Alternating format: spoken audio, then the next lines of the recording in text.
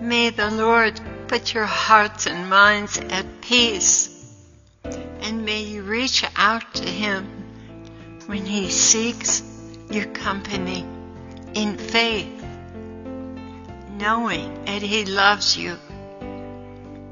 Do not be afraid, and do not allow unbelief to stop you from reaching out and taking the Lord's hand in prayer.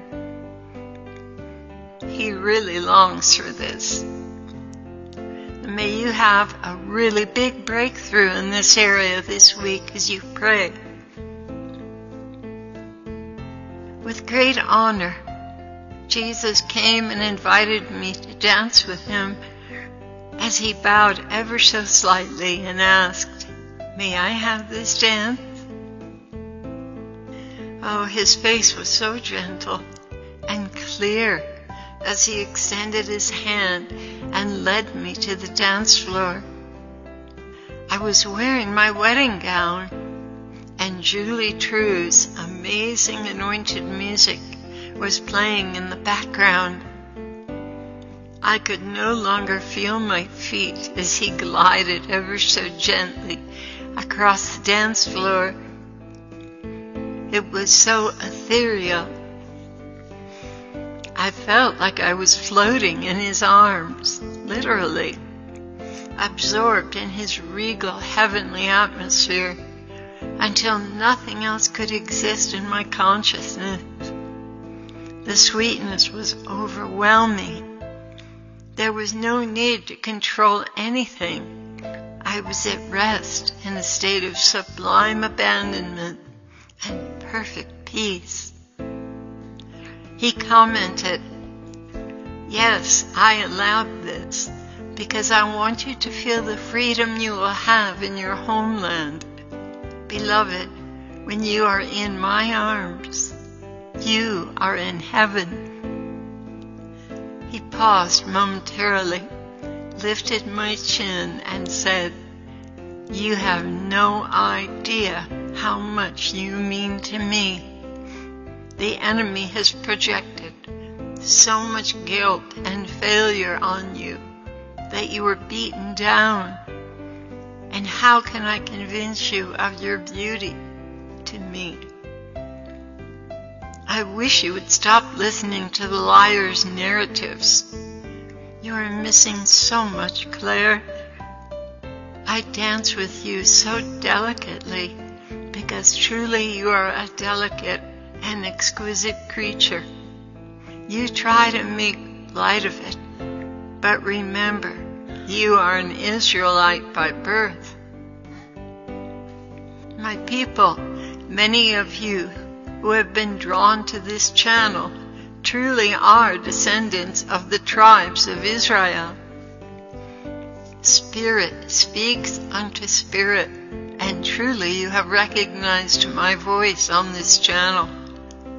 For you, too, are remnants of my people, and exquisitely made. Lord, you're right, I still haven't settled in this truth yet. He replied, but someday you surely will, and that day is not far off. I nervously dodged what he said. Oh, Jesus, what a beautiful dance floor. Oh, Jesus, what a beautiful ballroom. He replied, it is the very same one we will be on for our wedding dance. Beloved, I love you so much. Your worth to me is far above all the silver and gold that the universe can contain. You are here now in my arms by your consent. Do you know how priceless these moments are to me? Oh no, you have no idea. Suffice it to say that all the sweet strains of violin music in the whole world could not contain the feelings I have for you. Shall I go on?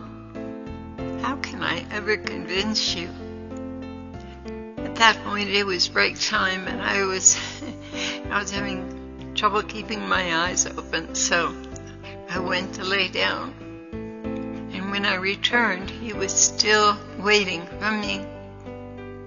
He began again, "My dear ones, there is nothing more heavenly than the Lord holding you close in utter purity. His breath is heaven itself. Imagine, he created all things through this very same breath of his mouth. And now he invites you into his embrace, and that very breath is breathing beside your cheek." It's reminded me of Psalm 33:6. "By the word of the Lord the heavens were made, and all the stars by the breath of his mouth. He piles up the waters of the sea. He puts the depth into storehouses. How marvelous are your ways, O Lord." And also Colossians 1:16. "For in him all things were created, things in heaven and on earth, visible and invisible, whether thrones or dominions or rulers or authorities. All things were created through him and for him. He is before all things, and in him all things hold together." Today, when he invited me into the sweetness of his being in utter purity, as I rested my head upon his shoulder, the atmosphere of heaven was so strong, I could hardly stand. I was transfixed by the sweetness of his gaze and the words he spoke over me. I don't know how I stayed there with him. It was intoxicating. Another realm of utterly sweet abandon. "Oh, Jesus, I never ever want to leave this place."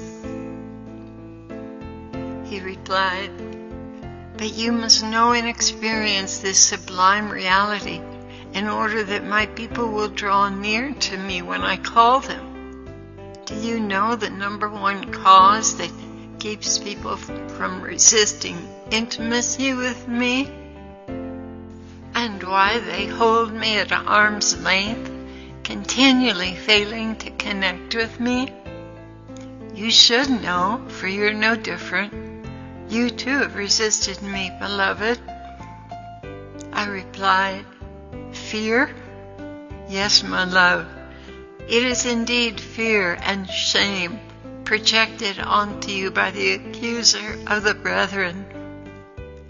My people, all of you have breathtaking beauty that captures my heart, especially when you come looking for me. Each one of you is a perfected miracle as you enter heaven." Why do I say this? Because in heaven there's no expiration of time. You are already who I made you to be, so there is nothing to fear when I approach you. As you enter heaven, the process of your perfection has already been completed. I see you as you truly are, even now, because of your love and desire for me. That alone has made you perfect in my eyes. That is why my heart melts when you seek me. Even now, as you are still sojourning through this corrupted earth, take my hand, beloved. I long to be united with you. Let us put an end to all your fears. And by the way, this is real and from me. Yes, I am calling you to rise up. Come, take my hand and let us dance together and spend sweet time sharing our hearts with one another. How I long for this intimacy with you, my bride. I do so long for it. I have called you, and you know I have called you. Rest assured, if I have called you, it is because you are irresistible in your purity and beauty, and I wish to spend this time with you. It brings me so much joy. Please, take my hand, don't be afraid, and let us dance the night away.